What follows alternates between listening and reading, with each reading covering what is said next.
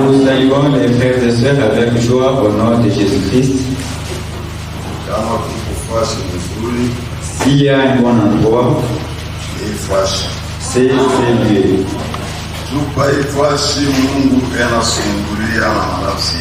Parce qu'en ces lieux, Dieu parle à nos âmes. On a une question. Jambo ndugu waliko. S'il vous plaît, on voulait avoir de la lumière sur Apocalypse 14, 4. Tafadhali tulipenda kutufasiria kuhusu Ufunuo sura yake ya 14 mstari ya 4. Est-ce que les femmes dont il est question signifient aussi l'église ou quoi? Eti bale banamuke banataya mule na boni banamanisha kanisa wala? Bien, ces gens ici seront seulement des célibataires qui n'ont pas touché des femmes, sont ceux qui vont constituer ce groupe. Wala banamuke wala bantu takwatu ibale bantu abakuguse banamuke iba célibataire toujours attendiwa. Votre éclaircissement, s'il vous plaît, que Dieu vous bénisse. Mupate kutuangazia kwa tafadhali. Mungu mbariki. Il vous bénisse aussi. Mbariki na bamwe. Apocalypse 14 verset 4. Ufunuo sura yake ya 14 mstari ya 4. Voici à chapitre 14 verset 1. Tunaweza kuanza kwa mstari ya kwanza. J'ai regardé, voici l'agneau s'éteignait sur la montagne de Sion. Nilikuwa naangalia, tazama mwana kondoo akasimama juu ya mlima Sayuni. Et avec lui 144 000 personnes. Na pamoja naye 144,000 watu. Qui avaient son nom. Wale walikuwa na jina lake. Et le nom de son père écrit sur leur front. Na jina yao imepachika kwa mauso yao. J'entendis du ciel. Nikashikia toka mbingu. Une voix comme un bruit de gros eaux. Sauti mwa sawa vile malalamiko ya maji makuu. Comme le bruit d'un grand tonnerre. Sawa vile makelele ya mungurumo makubwa. La voix que j'entendis. Na ile sauti nilishikia. C'était comme celle des joueurs de harpe jouant de l'harpe. Ilikuwa sawa vile sauti ya pende kucheza vinanda. Et il chantait un cantique nouveau devant le trône. Na wanaanza kuimba wimbo mpya mbele ya kiti cha enzi. Et devant les 4 êtres vivants et les vieillards. Na kati ya viumbe ine vilivyo vizima na wazee. Et personne ne pouvait apprendre les cantiques si ce n'est de 144 000. Hakuna mtu la kuweza kubeba hii wimbo kama aina tu bale ba 1144. Et personne ne pouvait apprendre. Ile mtu asikuweza kujifunza. Si ce n'est les 144 000 qui avaient été rachetés de la terre. Kama ina wale wa 144,000 ambao walikombolewa hapa dunia. Ce sont ceux qui ne se sont pas souillés avec des femmes. Ni bale abakujichafua na banamuke. Car ils sont vierges. Kwa maana beko babikira. Ils suivent l'agneau partout où il va. Beko nafuata mwana kondoo fashi yote leko naenda. Ils ont été rachetés entre les hommes comme des prémices pour Dieu et pour l'agneau. Balikombolewa kati ya watu sawa vile malimbuko juu ya Mungu na juu ya mwana kondoo. Et dans leur bouche il ne s'est point trouvé de mensonges. Na mkinywa chao mkwe bongo. Car ils sont irrépréhensibles. Kwa maana hapana na kemeyo. Mon frère, ma sœur bien-aimée. Ndugu dada mpendwa. Kama unashikia imambo iko hapa. Si vous entendez ce qui est écrit ici. Beko mafundisho mushima. Il y a tout un enseignement, tout un sujet.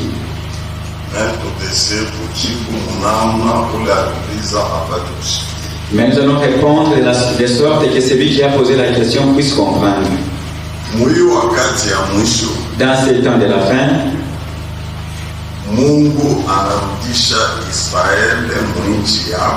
Dieu a ramené Israël dans son pays. Après qu'il les ait dispersés en l'an 70. En 1948, ils ont regagné leur pays. Aujourd'hui, donc le 30 novembre, ils sont chez eux. Parmi eux, Katiao, il y en a qui sont musulmans. Parmi eux, il y en a qui sont catholiques. Il y en a qui sont protestants. Ceux-là qui sont dans l'église catholique, ou dans l'église baptiste, ou méthodiste, ou les musulmans, il n'y a personne qui sera du nombre de 144 000. Est-ce que vous suivez? Pourquoi toutes ces religions, église protestante, église catholique, orthodoxe, etc. Si nous prenons les églises protestantes, catholiques, orthodoxes, sont appelées des femmes. Tous les enfants d'Israël qui vont entrer là chez eux se sont souillés avec ces femmes. Donc, les femmes dont il est question, ce sont des églises des nations issues de Rufunda. Ni makanisa mataifa que nous avons étudié. Vous avez suivi? Les 144 000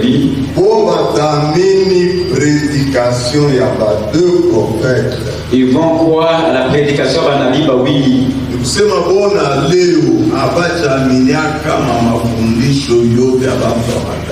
Et jusqu'aujourd'hui, ils n'ont jamais cru à tout enseignement des hommes des nations. Si tu entres dans une église méthodiste, tu vas t'essuyer avec cette femme méthodiste.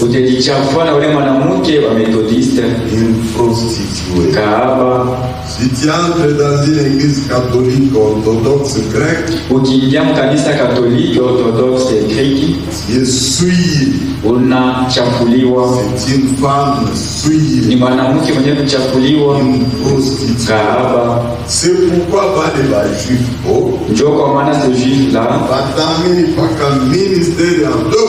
ils vont croire au ministère des deux prophètes, Élie et Moussa, vont leur enseigner Christ le nani, et lorsqu'on leur enseignera, ils vont croire une parole de Dieu. Neno safi.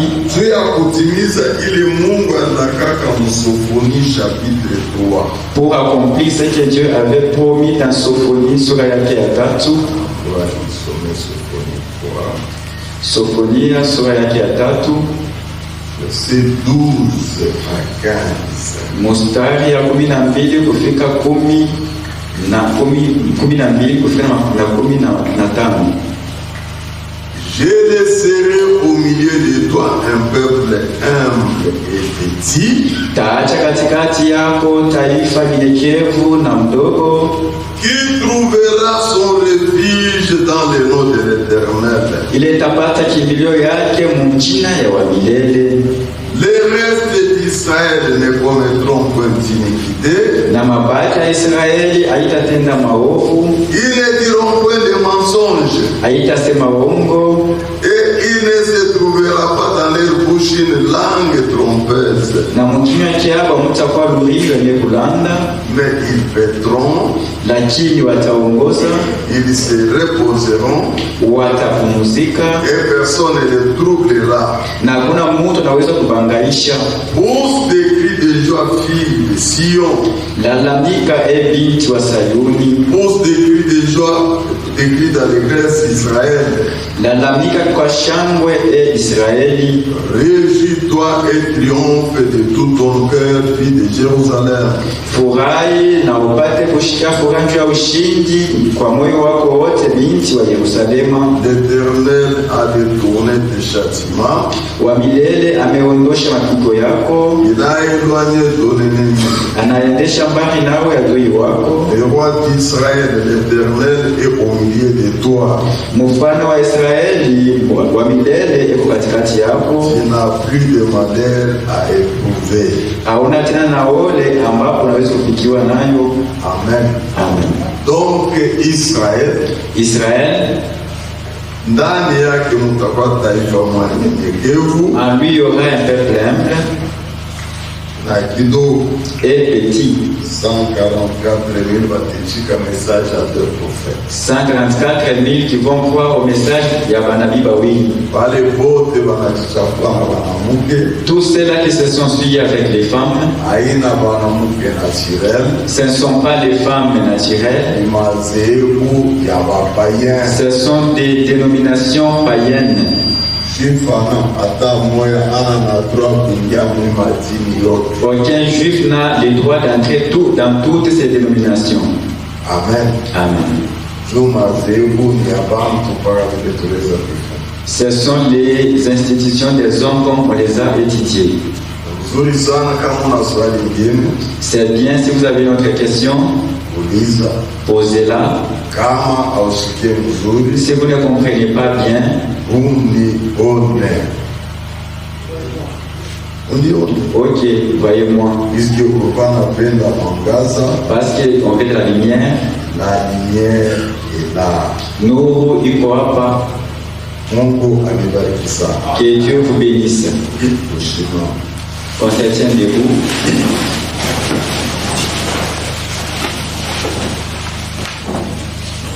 Apocalypse chapitre 12. Ufunuo sura yake ya 12 Verset 3. mstari yake ya 3. Un autre signe paraît encore dans les cieux. Nayo alama nyingine ikaonekana katika mbingu, Et voici c'était un grand dragon rouge, na tazama alikuwa joka mwekundu mkuu ayant 7 têtes et 10 cornes. mwenye alikuwa na vichwa 7 na mapembe 10, Sur ces têtes, 7 diadèmes. na juu ya vichwa vyake 7 mataji 17. Sa queue entraînait les tiers des étoiles du ciel. Na mkila yake alikuwa anaangusha kipande ya 3 ya nyota ya mbingu Et les jetait sur la terre. na kuitupa kwa dunia. Et le dragon s'éteint devant la femme qui allait enfanter afin de dévorer son enfant lorsqu'elle aurait enfanté. Na joka kasimama mbele ya mwanamke ula alikuwa anapenda kwenda kuzala ili apate kumeza mtoto ula nipasha kuzala. Elle enfanta un fils qui doit être toutes les nations avec une de père. Akazala mtoto mwanaume ula pasha kuongoza mainchi yote na bakore ya kiuma. Et son enfant fut enlevé vers Dieu, vers son trône. Na mtoto yake akachukuliwa kwa Mungu na kukiti ya enzi. Et la femme s'enfuit dans le désert, Mwanamke akakimbilia mjangwa où elle avait un lieu préparé par Dieu afin qu'elle lui fût nourrie pendant 1260 jours. mule alikuwa nafasi ile Mungu akamtayarishia ili apate kuhishwamo miaka 1260. Que les filles nourries pendant 1260 jours, pas bien. Masiku 1260.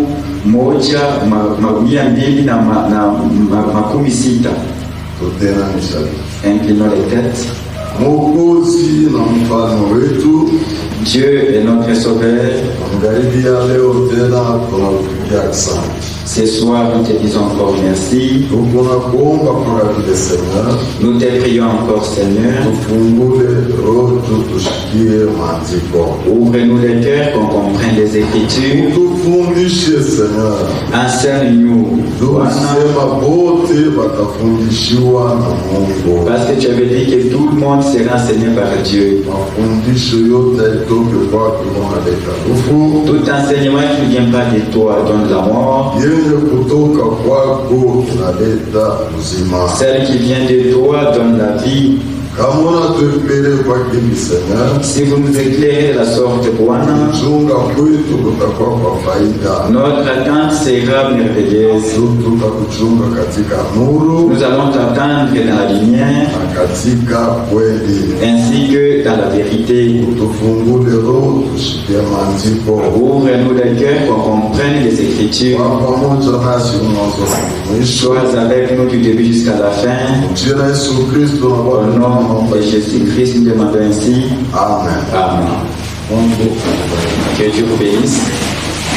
sivyo, ndugu na dada wapendwa, Ni kweli bien-aimé, mbele ya kuavansi madetai ingine, avant qu'on avance dans d'autres détails, tunaona ya kwamba nous avons dit que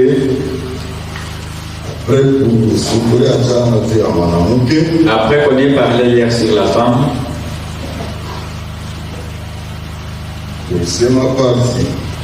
on a dit kipande.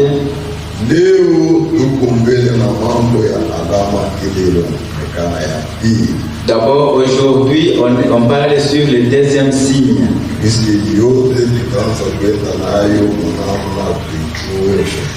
Parce que nous allons commencer à avancer petit à petit pour que nous ayons la parfaite connaissance. On a montré la dernière femme qui va enfanter un fils.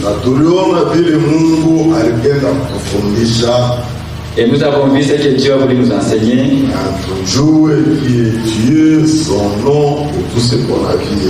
Tujue Mungu jina lake na yote tuona jana. Maintenant, mes frères, mes sœurs, sasa hivi wandugu wapendwa, un autre grand signe parit encore dans les ciels. Alama ingine ikaonekana tena mbingu. Voici, c'est un grand dragon rouge. Na tazama ilikuwa joka mwekundu mkubwa. Le grand sept têtes et bicorne. Mwenye kuwa na vichwa 7 na pembe 10. Sur ces sept têtes, 7 diadèmes. Na juu ya vichwa vyake 7 mataji 7. Mbingu, dans les ciels, il y avait les anges, il y avait aussi la paix, il y avait aussi l'adoration.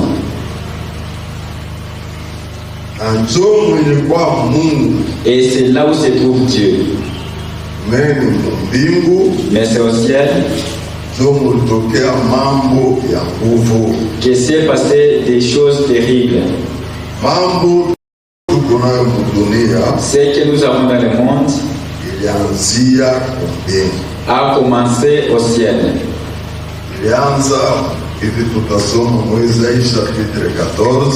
Isaya sura yake ya 14 verset 12 mustari ya 12. Isaya 14 mustari yake ya 12. Et voilà tombé du ciel astre brillant fils de l'aurore. Tazama naanguka toka mbingu nyote je kuangana mwana wa mapambazuko. Tiabati à terre. Unatupiwa kwa udongo. Par les vainqueurs des nations. Wewe mshindaji wa mataifa. Dans ton cœur. Uanza kusema moyoni mwako. Monterai au ciel. Tapanda mbingu. J'élèverai mon trône au-dessus des étoiles de Dieu. Taweka kiti changu kia enzi juu ya manyota ya Mungu. Je m'assierai sur la montagne de l'assemblée. Taikala mulima makutano. À l'extrémité du septentrion. Kunchongo ya kaskazini. Je monterai sur les sommets des nuits et je serai semblable au très haut. Nitapanda panchongo mawingu na nitamfanana Mwenyezi Mungu. Mais tu as été précipité dans le séjour des morts. Lakini bakutupa kwa haraka pafasi ya wafu.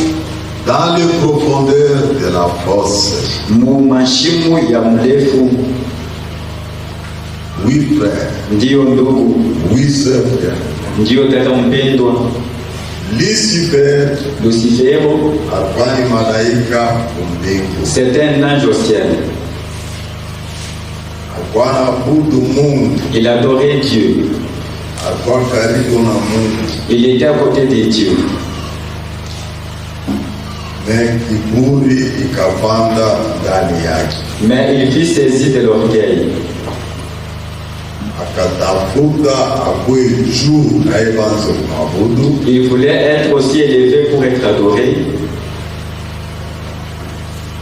Ile mawazo ndio inaitwa rebellion. C'est cette pensée qui est appelée utomboshi. Na akatombosa mkunzi ya mamalaika. Et il entraîna en rébellion un groupe des anges. Wale balichika mashauri yake. Ceux-là qui avaient accepté ses conseils. Na ile kitu haikufurahisha Mungu. Et cette chose déplaît à Dieu. Mungu alikamata mpango ya kufukuza. Et il prend la résolution de les précipiter. na shetani hakuitika kumfukuza. Satan n'avait pas accepté d'être chassé. Na yeye alianza vita. Il a commencé aussi la bagarre. C'est pour que yeye amfukuze Mungu. Pour qu'il chasse Dieu. Et est-ce que kanisa mnifuata? L'église vous suivez? Ito nasema mkiroho. Ce que nous disons, c'est spirituel. C'est ce que nous voyons même dans notre terre charnellement. Si quelqu'un s'est dit qu'il est devenu rebelle, tu as gouvernement. Ce n'est pas pour qu'il soit tué. C'est pour chasser le pouvoir en place. Qu'il commence à diriger aussi. C'est ce que nous vous prêchons. Lucifer voulait chasser Dieu. Lucifer a venu kukuza Mungu. Pour que lui dirige toutes les choses. Ili yeye aanze kuongoza kila kitu. Mwili wakati vita ilikuwa nguvu. Et à cet temps-là, la bagarre faisait rage. Ce n'est pas qu'ils ont commencé des courses, mais ils ont livré la bataille. C'était une guerre. Ilikuwa ni vita. Ils se sont donné des batailles. Et lorsqu'ils ont fait la guerre, c'est alors qu'on les a chassés. Comme on chasse le M23, et ils se réfugient à Rwanda. Et aussi se sont retrouvés dans les airs. Quand ils se sont retrouvés dans les airs, Lucifer a décidé de commencer la guerre sur la terre. Quand il commença la guerre sur la terre, vous verrez de quelle manière il est entré. Comme dans le monde, lui c'est l'esprit, et les gens sont des charnels, ce sont des corps. Il cherchait là où il devait entrer. Il est entré dans les serpents. Dans les serpents, il a livré la bataille. Akashinda mwanamke. Et Adam a consommé cela. C'était la chute du royaume de la terre. Ilikuwa ni kuanguka ufalme wa dunia. Au ciel, c'est Dieu qui avait vaincu. Sur la terre, c'est Satan qui était le vainqueur. Quand il a vaincu, il était dans les serpents. C'est pourquoi lorsque Dieu était descendu, Genèse 3, mstari ya 14, l'Éternel était au serpent, puisque tu as fait cela, tu seras maudit entre tous les bétails et entre tous les animaux des champs. Utalainiwa kati ya vivuko vyote na kati ya wanyama wote wa shamba. Tu marcheras sur ton ventre. Utatembelea kwa tumbo yako. Et tu mangeras de la poussière tous les jours de ta vie. Na mashiku yote utaishi utakula mavumbi. Pendant que Lucifer est condamné à nyoka. Pendant que Lucifer était dans les serpents. Il a été maudit dans les serpents. Alilainiwa ndani ya nyoka. Est-ce que mnafuata bien? Vous suivez? Il a été maudit dans les serpents. C'est pourquoi à partir de ce moment, on identifie au serpent.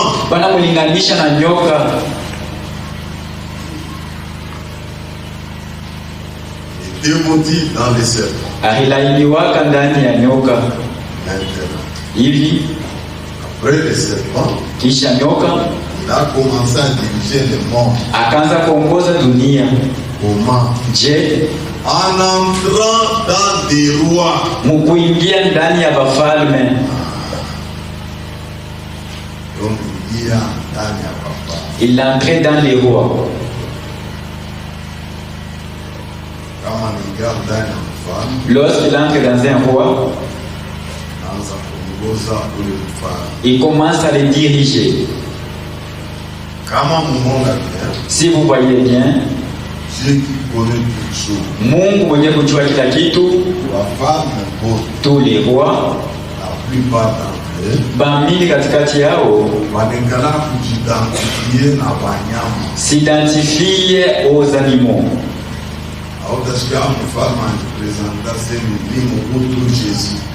Vous ne verrez jamais un président s'identifier ni Mobutu Yesu. Ni Laurent Désiré Kabila, Ange Gabriel. Moi, Laurent Désiré Kabila, Malaika Gabriel. Jamais.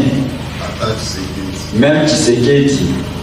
Kasavubu était un éléphant. Kasavubu alikuwa éléphant. Mobutu un léopard. Mobutu léopard. Kabila le lion. Kabila simba. Kabila fils arudisha léopard. Na Kabila mtoto anarudisha chui. Tshisekedi léopard. Na Tshisekedi chui. Si vous allez chez Kagame, il pète si c'est taille. Sassou Nguesso ni cobra. C'est toujours comme ça. Joe Biko. Même aux États-Unis. Hata Marekani. Kumaker des lions. Kuko ba moyo wa simba. Tous ces gens-là. Bale bantu bote s'identifient toujours aux animaux. Banajilinganisha kwa wanyama. Et Lucifer avait commencé à entrer dans les rois. Na Lucifer akaanza kuingia ndani ya bafalme. Et il faisait toujours du mal par ces hommes-là. Na anaanza kufanya ubaya kupitia wale bantu. C'est pourquoi ndio kwa maana wakati alitumika mfalme wa Tyr, quand il a travaillé dans le roi de Tyr, Dieu vient révéler cela. Mungu akafunua. Ézéchiel 28. Ezekieli 28 mstari ya 11. La parole de l'Éternel me fait adresser en ce moment. Neno la milele ikanikuia mwisemo. Fils de l'homme prononce une complainte sur les rois de Tyr. Mwana mtu tamka prononce une complainte sur les rois de Tyr. Tamka hukumu juu mfalme wa Kiro. Tu lui diras, utamwelezea, ainsi parle le Seigneur l'Éternel. Hivi Bwana wa milele anasema, tu mettais des eaux à la perfection. Ukaanza kuweka moto ukamilifu. Tu étais plein de sagesse et parfait en beauté. Ulikuwa mwenye kujaa na hekima na urembo kamili. Tu étais en Éden, le jardin de Dieu. Ulikuwa bustani, shamba ya Mungu. Tu étais couvert de toute espèce de pierres précieuses. Ulikuwa mwenye kufunikiwa na aina ya jiwe yote ya bei, ya sardoine, ya topaz, ya diamant, ya chrysolite, ya onyx, ya jaspe, ya saphir, ya escarboucle, ya émeraude, na ya zahabu. Tes tambourins et tes flûtes étaient à ton service. Vinanda vyako na filimbi yako ikaanza kutumikia. Préparé pour les jours où tu vis créé. Yenyewe walitayarisha juu ya siku ile ukumbiwa. Tu étais un chérubin protecteur aux ailes déployées. Ulikuwa kerubi mwenye kuchunga na mabawa yenye kuzambalala. Je t'avais placé, tu étais sur la sainte montagne de Dieu. Nilikuwekaka na ulikuwa pa mlima takatifu wa Mungu. Marcher au milieu des pierres étincelantes. Ukaanza kutembea kati ya majiwe yenye kuwaka moto. Tu as été intègre dans tes voies. Ulikuwa mnyofu munjia zako. Depuis le jour où tu fus créé. Tangu siku ya maumbile yako. Jusqu'à celui où l'iniquité a été trouvée chez toi. Kufika na ile siku uovu ilikutaniwa ndani yako. Par la grandeur de ton commerce, tu as été rempli de violence. Kupitia kuendelea kwa biashara yako ulijaziwa na ukaidi. Et tu as péché. Nawe ulitenda dhambi. Je te précipite de la montagne de Dieu. Nikakushusha kwa haraka pa mlima ya Mungu. Et je te fais disparaître le chérubin protecteur. Na ninakuyeyusha kerubi mchungaji. Du milieu de pierres décelantes. Kati ya majiwe yenye kuwaka moto. Ton cœur s'est élevé à cause de ta beauté. Moyo wako ukajinyanyua kwa ajili ya urembo wako. Tu as corrompu ta sagesse par ton éclat. Ukalabisha hekima yako kupitia kuangala kwako. Je te jette par terre. Na kutupa pa dunia. Je te livre en spectacle au roi. Na mina kutupa kati ya aya kubafalme. Par la multitude de tes iniquités, par l'injustice de ton commerce, kupitia wingi wa uovu wako na kupitia uzalimu wa biashara vyako, tu as profané tes sanctuaires. uhalabisha pali patakatifu pako. Je fais sortir du milieu de toi un feu qui te dévore. Ninalamusha katikati yako moto itakuyeyusha. Je te réduis en cendres sur la terre, na kufanya kwa majivu pa dunia, aux yeux de tous ceux qui te regardent. mbele ya wote wenye kutazama. Tous ceux qui te connaissent parmi les peuples sont dans ta stupeur à cause de toi. Bote wanasho kufahamisha kati ya mataifa beko muoga kwa ajili yako. Tu es réduit au néant, Banakufanya kwa mtu wa ovyo, tu ne seras plus à jamais. nawe hawezi kuwako tena kwa milele. Amen. Amen. Mungu alisema wazi na Lucifer, Dieu a dit clairement à Lucifer, anafunula kenye epo. il a révélé ce qu'il est. C'est vrai mes frères, Ni kweli wa ndugu, bantu atumonake shetani. les hommes, nous ne voyons pas Satan, Pourtant Satan marche sur la terre. ijapo shetani anatembea pa dunia. Satan est toujours à côté des hommes, Shetani eko paka pembeni ya watu, mais les gens ne le voient pas. lakini bantu abamuone. Il y a à peu près 2 jours, considéré comme un juzi au juzi ule. Kuna hier, Dada mwaka unaona, l'avant-hier, une sœur est venue me voir. na yeye alikuwa anaulizwa Elle avait aussi une question. wakati nilisema Quand j'ai dit, ni mwi kizazi c'est dans cet âge jo Mungu alishuka, où Dieu est descendu, donc je fais une photographie avec son prophète, le frère William Marion Branham. jua mbambe picha na nabii wake ndugu William Marion Branham. Dada anasema pastor, La sœur a dit, mchungaji, kama unasema hivi, si vous dites cela, donc Jésus est déjà venu. ni kusema Yesu shakuyaka. C'est fait photographie avec le prophète. Akijibambisha foto na nabii. Là, c'est à part. J'ai dit non. C'est lui qui était monté au ciel. Ula renda kumbingu, Ce n'était pas la colonne de feu. ula panda kumbingu alikuwa nguzo la moto, C'était un homme.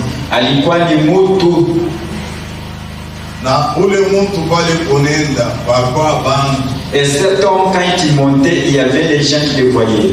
Na wale bantu balikuwa naangalia. Et ces gens regardaient.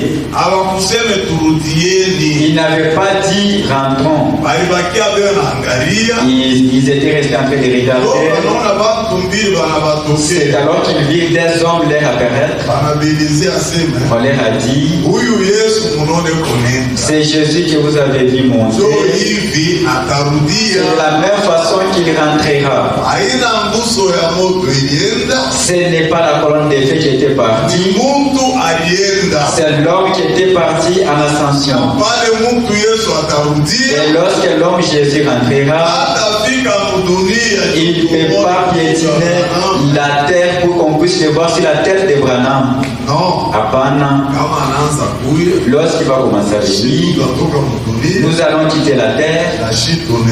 pour aller les rencontrer. Mais l'apparition de Dieu. Lakini kuonekana kwa Mungu, Mukoloni de feu. munguzo la moto, Alimonekania Moïse. il a fait cela chez Moïse Jacques Mutuma. pour l'envoyer. Na banenda na Moïse. Et il est parti avec Moïse. Anatosha Israeli Mutuma. Il a fait sortir Israël de l'esclavage. Alifanya na Paul. Il a fait cela avec Paul. Des colonnes de feu. Ilikuwa ni nguzo la moto. Paul akisema sendo pale Jarudi. Paul n'avait pas dit que c'est là que Jésus est rentré. Alimtuma. Il l'a envoyé. Anakuwa kuhubiri. Il est venu nous prêcher. Pagano banaanza kutoka kupagano banakuwa Bakristo. Et les païens quittaient le paganisme pour devenir chrétiens. À la fin, Au mwisho, anakuya. il vient, Anamtuma Branham. il envoie Branham Tutoke mungiza. pour qu'on quitte les ténèbres Tuwe tena kunuru. vers la lumière. Nous attendons le retour de Tunachunga kurudia kwa Yesu. Maintenant, le problème qui est là. Sasa mambo iko hapa. Il y a aussi Satan. Kuko nako shetani, Vous ne connaissez pas. ulamjue. Donc, sur la terre, Hapa pa dunia il y a des esprits. pako mahombiri. Amen. Amen. Banani wa mtu wa shetani kwa kidogo.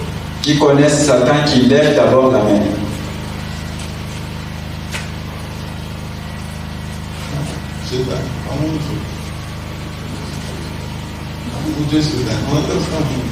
Vous voulez dire que vous ne les connaissez pas? Vous ne les connaissez pas? Alors, donc vous voulez les connaître? Ah? Qui connaissent Dieu?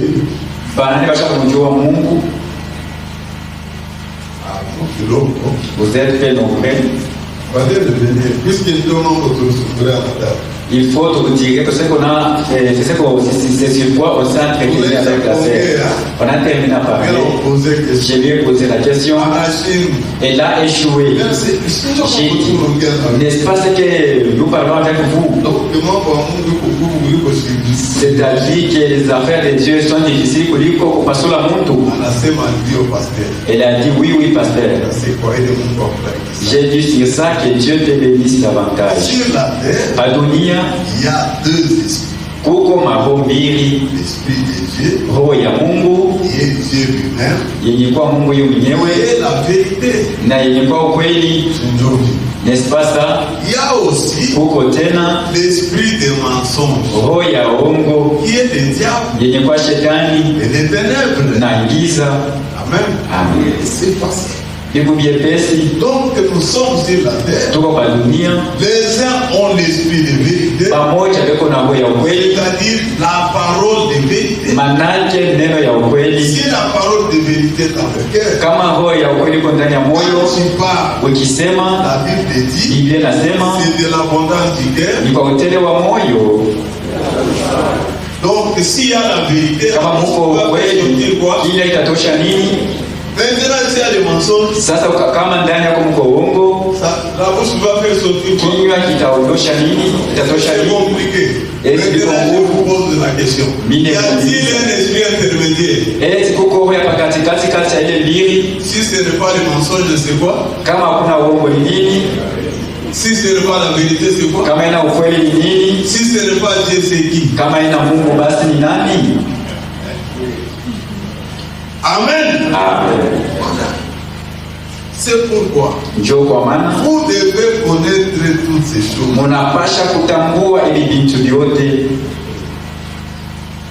Quand on parle de l'église qui prêche les mensonges, c'est-à-dire qu'il ne s'attache pas à la Bible, à la vérité. Maintenant, quand on parle de l'église qui prêche la vérité, c'est l'église qui n'accepte pas la parole de l'homme, mais qui accepte seulement la parole de Dieu. Amen. C'est pourquoi les diables, là où il y a la parole, lui il est à côté. On l'a toujours enseigné. Après avoir écouté la parole, la parole qui est une semence, tu peux sortir, le diable observe. Il ne croit pas. Il note ce qu'il a été semé. Mais la fausseté de l'homme, nous allons le voir maintenant. Amen. C'est pourquoi quand on montre qu'on a négligence, si quelqu'un est négligent, comme on a vu cela hier, c'est grave. Les serpents avaient reçu le diable. Oui. Satan était entré en lui. Maintenant, quand Jésus est venu, pendant qu'il était là, il avertissait les apôtres. Comme je vous avertis ce soir. Beaucoup ne sont pas prudents. Si nous lisons dans Jean chapitre 12, verset 31. Mustari ya 31. C'est le Seigneur qui parle. Bwana ndio mwenye kusema. Maintenant a lieu le jugement de ce monde. Sasa hukumu wa dunia ndipo. Maintenant le prince de ce monde sera jeté dehors. Hivi mtawala wa hii dunia atatupiwa nje. Wakati Bwana anasema vile, quand le Seigneur a parlé ceci, ilipasha kukalamuka. Amen. Amen. Quand vous êtes même vous ici, quand vous venez ici, wakati mnakuja hapa, et que la parole de Dieu est prêchée, na banahubiri neno la Mungu, chaque jour vous devez être prudent. Mnapaswa kwamba kalamushi kila siku. Tu ne peux pas pécher si tu ne rejettes pas d'abord la parole de Dieu. Hawezi kufanya dhambi kama yakatala mbele neno ya Mungu. Hapana. Si la parole est dans le cœur, kama neno kwa ndani ya moyo, la parole va te protéger du péché. Neno itakukinga usifanye dhambi. Mais si la parole n'est pas là, kama neno haina ndani yako, tu vas faillir. Utafanya dhambi. C'est pourquoi, ndio kwa maana pendant que le Seigneur parlait, wakati wanaanza kusema hivi,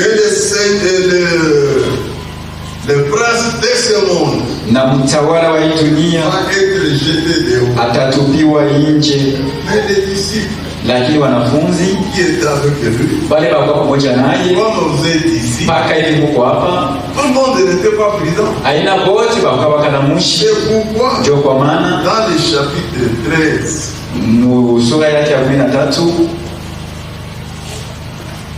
verset 20, mstari wa 12, non, on ne commence pas au 20e verset. Tushanjo mstari wa 12, verset 18. tuanze ya 18. Ce n'est pas de vous tous que je parle. Shiseme juu ya bamwe bote. Je connais ce que j'ai choisi. Nisha kujua bale nini chakula. Mais il faut que l'écriture s'accomplisse. Lakini inabidi andiko itimilike. Celui qui mange avec moi le pain a levé les talons contre moi. Mwenye kula pamoja nami mukate anilamushia kizinginyo. Dès à présent, je vous le dis avant que la chose arrive. Na hivi tangu sasa nimwelezea yo mbele ya ile mambo ifike. Afin que lorsque elle arrivera, vous croyez que je suis. Ili wakati mambo itafika mwamini kile niko. En vérité, c'est lui qui reçoit celui que j'aurais envoyé quel que soit. Kweli kweli ule mwenye kupokea ule nitatuma na nipokea. Et celui qui me reçoit celui qui m'a envoyé. Na mwenye kunipokea anapokea ule alinituma. Ayant ainsi parlé, Jésus fut troublé en son esprit et il dit expressement.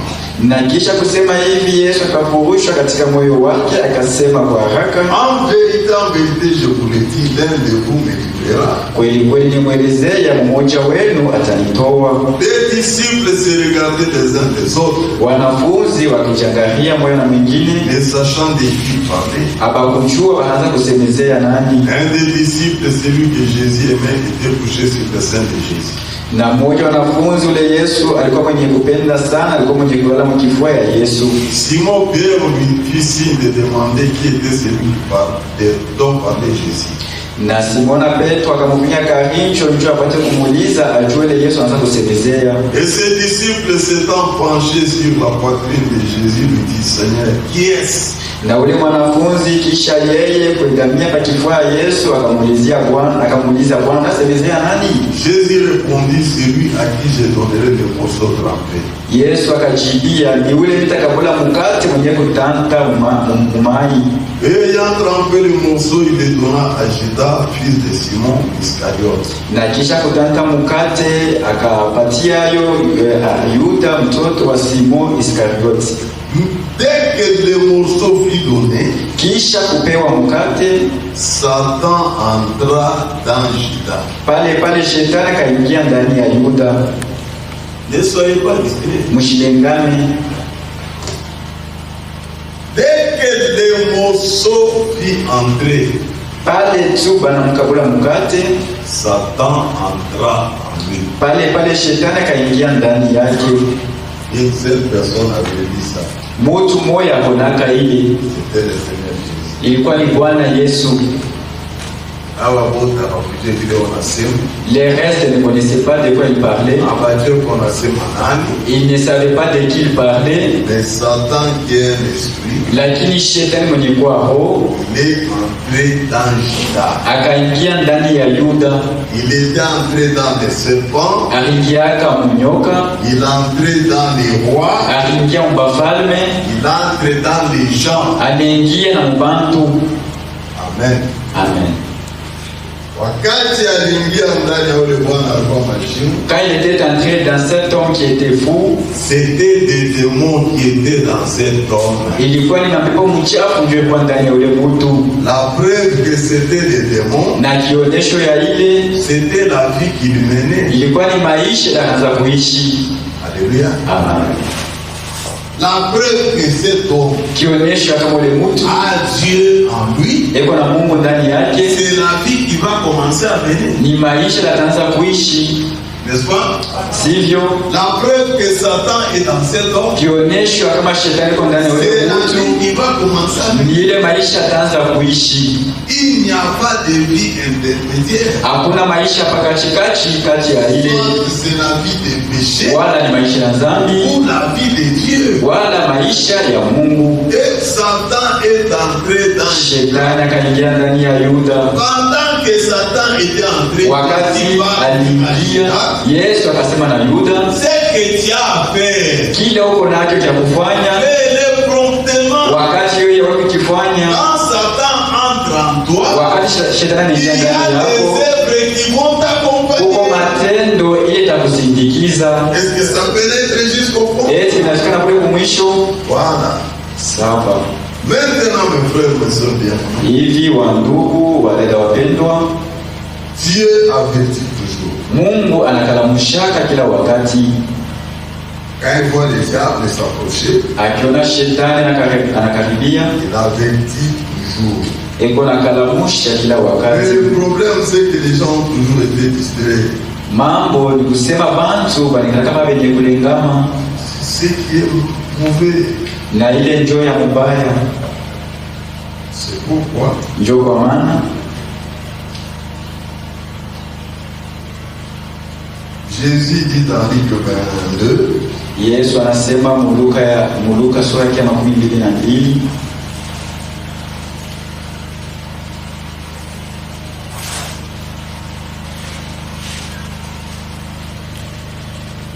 verset 28. Mstari wa 28.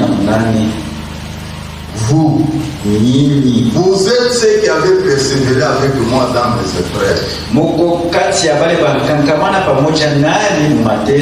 C'est pourquoi je dispose du royaume en votre faveur. Comme mon Père en a disposé en ma faveur. Afin que vous mangiez, viviez à ma table dans mon royaume. Et que vous soyez assis sur des trônes pour juger les 12 tribus d'Israël. Le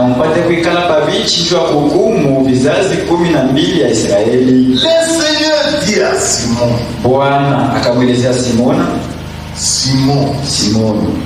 Satan vous a réclamé pour vous brûler comme les fromages. Vous a réclamé. Mais j'ai prié pour toi, afin que ta foi ne défaille point.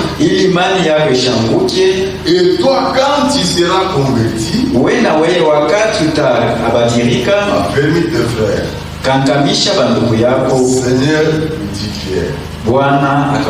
dit Pierre, je suis prêt à aller avec toi en prison à la mort. Comprenez bien. Et Jésus dit, Pierre, Pedro, je te l'ai dit. Le coq ne chantera pas aujourd'hui que tu n'aies régné 3 fois de me connaître. Kuku hawezi kuimba leo ama kulalamika sauti yake kama ayanikatala mara 3. Chiba mirenie. Donc lui connaît la fin avant de commencer. Yasha kujua mwisho mbele ya mwanzo. Il lui dit, toi ça. Akamwelezea wewe shida na kulomba. J'ai prié pour toi. Lakini nilikuombea ili imani yako ishambuke. Je sais que tu as la foi. Najua kama uko na imani. Mais Satan te réclame. Lakini shetani yuko na kulomba. Et même qui est entré dans Judas. Pako ndani ya Yuda. Entré aussi en toi. Anataka ingie na yeye ndani yako. Je suis prêt à te suivre. Anasema mimi niko tayari kufuata sina kuruhusu. Aujourd'hui tu vas me nier. Yesu akasema utanikatala leo. usemeo ingine. Aujourd'hui tu vas rejeter la parole. Leo utatupa neno. Amen. Amen. Et c'était arrivé. Na ilifika. Et comme il était prédestiné, sawa vile alitayarishiwanga, il s'était repenti. Akatubu. Attention mes frères. Mukebe wa ndugu. Attention mes sœurs. Mukebe wa dada. C'est la chose qu'on fait sans le savoir. Ni kitu kile tunafanyaka bila kujua. Quand nous marchons, wakati tunatembea avec cette parole, na ineno, le diable est toujours là. Shetani yuko pale pour nous tendre des embûches. Juu ya kututeka. Vile wewe utasema seke tuachiparlera non conforme à la parole de Dieu. Ce n'est pas Dieu qui a parlé par ta bouche. Haina Mungu anasemea kwa kinywa chako. Le Seigneur c'est ce qu'il dit. Bwana anajua kile anasema. Hata kama wanakushitaki. Anasema même si on t'a disé. Tu prépares na tumabongo twa kutoka. Ne te prépare pas avec des quoi tu vas te défendre. Quand tu seras devant les juges. Wakati utakuwa mbele ya Mungu. À la minute même. Pale. Dieu parlera par ta bouche. Atasema kupitia kinywa chako. Amen. Amen. Maintenant si tu commences à préparer quelque chose. Ukianza kutayarisha vitu vya kulanda. Tu es tombé dans les pieds du diable. Unaanguka mumutego ya shetani. On te pose une question. Banakuuliza. Tu ne donnes pas la bonne réponse. Aulete jibu ya mzuri. Commence à chercher comment te défendre. Unaanza kutafutisha namna kujibia. Et tu tombes dans les pieds. Na unaanguka mumutego. Ouais, mes frères. Mnaona wandugu? Ouais, mes sœurs. Na baraka yangu. C'est pourquoi? Ndio kwa maana pour Dieu, juu ya Mungu, il veut que l'homme anapenda mtu s'attache. Aungane. Puisque Satan viendra te tenter. Juu shetani atakao kupima. Maintenant si tu es attaché à la parole, kama ushakuungana na neno, c'est la parole qui sortira de ta bouche. Ni neno ndio itatoka mkinywa chako. Oui. Ndio. C'est ce que Pierre a enseigné. Ndio kile Petro alifundisha. 1 Pierre chapitre 5. Petro wa kwanza sura yake ya 5. On commence juste au 5e verset. Kuanzia mstari wa 5. De même vous qui êtes jeunes, soyez aux anciens. Na hivi nyinyi vijana mtii wazee. Et tous dans vos rapports mutuels, revêtez-vous d'humilité. Na ninyi wote mapatano yenu mpate kuvala uvumilivu. L'humilité. Unyenyekevu. Car Dieu résiste aux orgueilleux, mais il fait grâce aux humbles. Kwa maana Mungu anaangalia wenye kiburi, lakini anafanyisha neema wanyenyekevu. Humiliez-vous donc sous la puissante main de Dieu. Mupate kujinyenyekeza chini ya mkono wa uwezo wa Mungu. Afin qu'il vous élève au temps convenable. Ili apate kumunyanyua mwakati ni kustahili. Et déchargez-vous sur lui de tous vos soucis. Na umpelekee mangaiko na sikitiko yenu yote. Car lui-même prend soin de vous. Kwa maana yeye mwenyewe ndio mwenye kumwangaikia. Si tu as un problème, kama uko na mambo, ne cherchez pas à trouver des solutions. Usitafute jibu wewe mwenyewe. Dites-le au Seigneur. Mwambie yo Bwana. Dieu n'aime pas les orgueilleux. Mungu ashipendake wenye kiburi. Ashipendake watu wenye kutafutisha. Kushitafutisha Mungu yako. Kondoo ashitafutishaje? Lakini kondoo anaongozwaka. Na tuko makondoo. Uko na mambo, sema na Bwana. Sema na Bwana. Kama uko na mambo, sema yo na Bwana. Kama unaichunga. Car lui-même prend soin de vous. Kwa maana yeye mwenyewe alimwangaikia. Soyez sobre, veillez. Muwe na kiasi na mkeshe. Soyez sobre. Muwe na kiasi. Msikwenda vya kutafuta mkeshe. Ne vous dépassez pas par-ci par-là, mais veillez. Pourquoi? Kwa nini? Votre adversaire le diable. Adui wenu shetani rôde comme un lion rugissant. Eko na chunguluka sawa vile simba mwenye kuja. Aiko natafuta ule atameza. Est-ce qu'il est loin? Eko mbali. Non, il a toujours été. Eko mpaka pembeni ya mtu. Pourquoi? Juu ya nini? Il veut lui na yeye anapenda ingie ili kupitia kinywa chako upate kuchafuliwa na maneno ya uongo, maneno ya usharati, maneno ya kupumbavu. Kristo, Biblia inasema wazi, ule mwenye kusema vya mingi akosake kufanya dhambi. Kama uko dhambi, kusema shetani akisemea kupitia kinywa chako, kangala mshiwe watu wa kusema sema vya mingi. Muko bantu neno, bantu ya neno. Si vous gardez les silences, vous n'êtes pas insensé. Maneno yako shwe ya mingi, parle ce qui est important ya mingi. Juu adui wetu shetani eko la junguluka, hawezi kufanya usharati kama useme. Amen. Amen. Alléluia. Amen. Tu ne peux pas commettre l'adultère si tu ne parles pas. Hawezi kufanya usharati kama useme. C'est quand tu réponds. Ni wakati unakimbia, que les démons entrent. njoo mapepo mchafu inaingia. Soyez sobre, veillez. Muwe na kiasi na mkeshe. Adui wenu shetani anashuka sawa vile simba mwenye kulalamika, akitafuta ule atameza.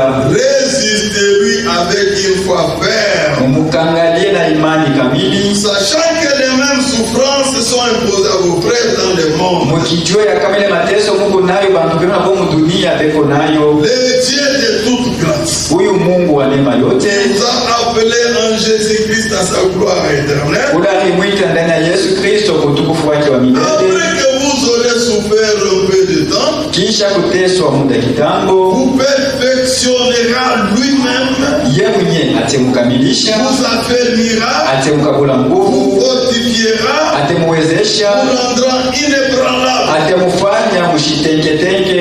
À lui soit la puissance au siècle des siècles. Amen. Naye kurudishia uwezo milele kwa milele. Amina. Oui, mes frères. Ndio wa ndugu, mes sœurs bien-aimées, wadada wapendwa, le diable shetani est toujours près de l'homme. eko pembeni ya mtu kila wakati. Son souci, nia yake, c'est de ne pas laisser en enfer. Ashipende njo kwenda mwatezi yeye mwenyewe.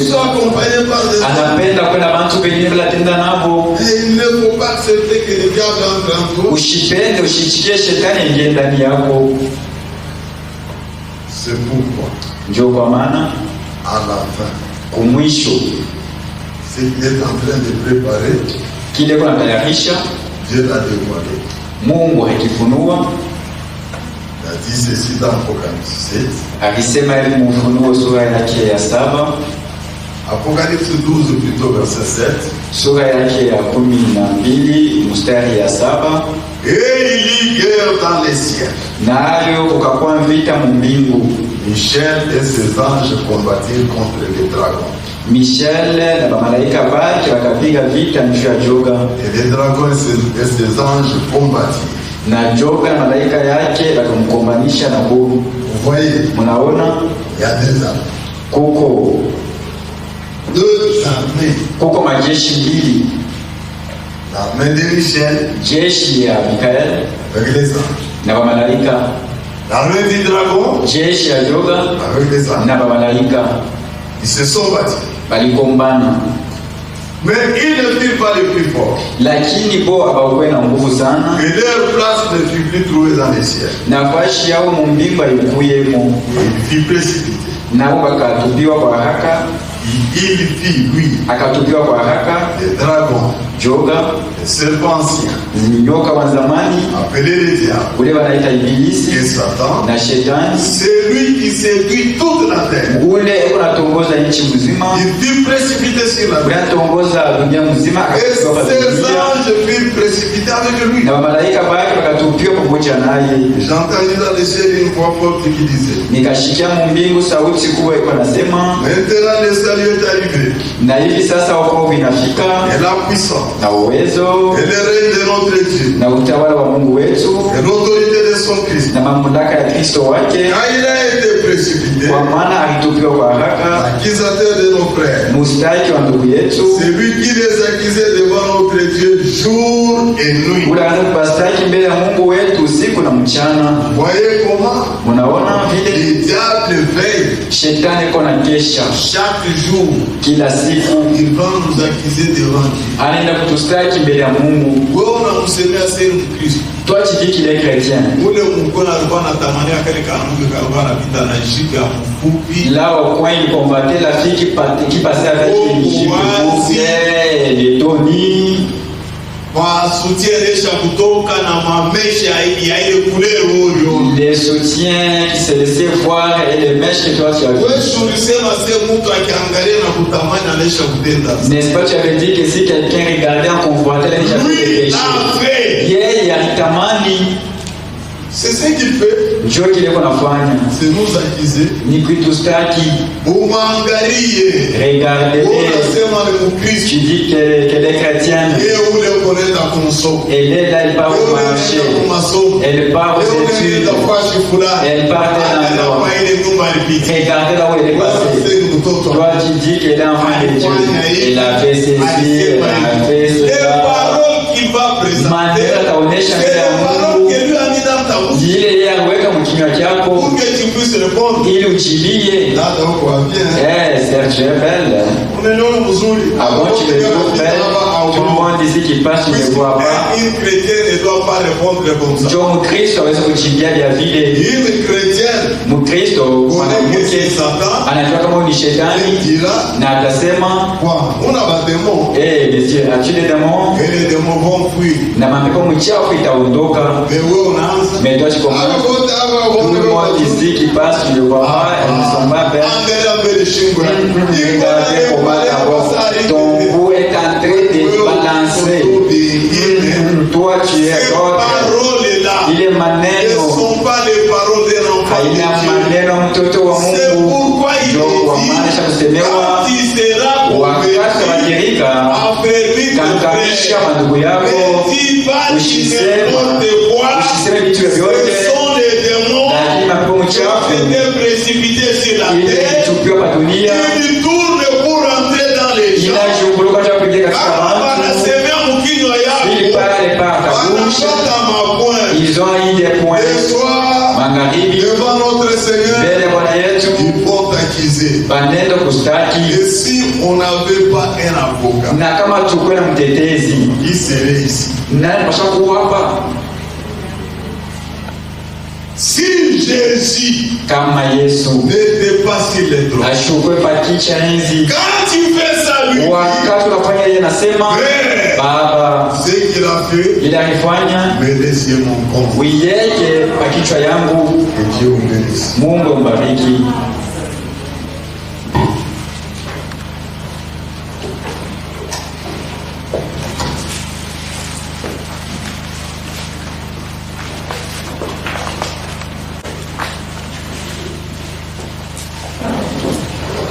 Nous allons chanter un cantique.